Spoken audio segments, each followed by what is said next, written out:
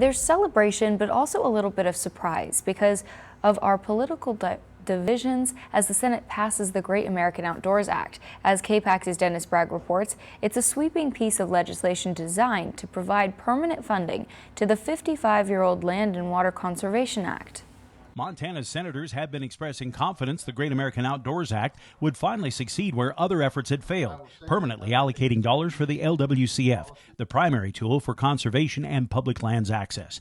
And when the votes were counted early Wednesday, the idea passed with a huge majority across party lines. LWCF, as we think about it for Montana and for the nation, is good for public access, it's good for jobs, it's good for wildlife habitat, it's good for land management. And the best part about it, it costs the taxpayer nothing.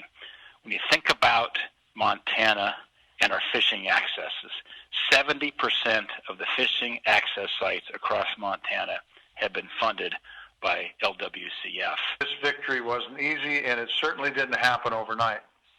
We worked long and hard across the aisle with local conservation groups and public lands advocates around the country to build broad support where it never existed before. In fact, Tester believes it was that broad support, including a positive conversation between Daines and President Trump, which finally convinced Senate Majority Leader Mitch McConnell to clear the way for the legislation. Congress had already decided to keep the Land and Water Conservation Fund a couple of years ago, but there was no money in the checking account.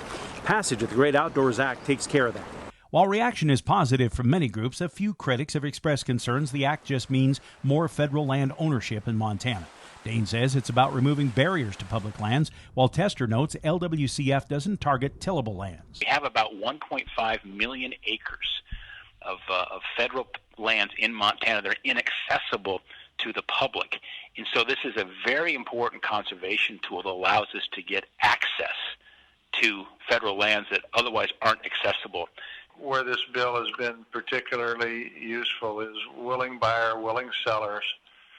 In a situation where you have a checkerboard pattern within our national forest, which is very, very, very common, and being able to block those acreages. By the way, using private sector, primarily nonprofits, to do that. In Missoula, Dennis Bragg, MTN News. The Great American Outdoors Act also includes $12 billion to help the national parks and other agencies repair aging infrastructure, and now goes to the House for approval.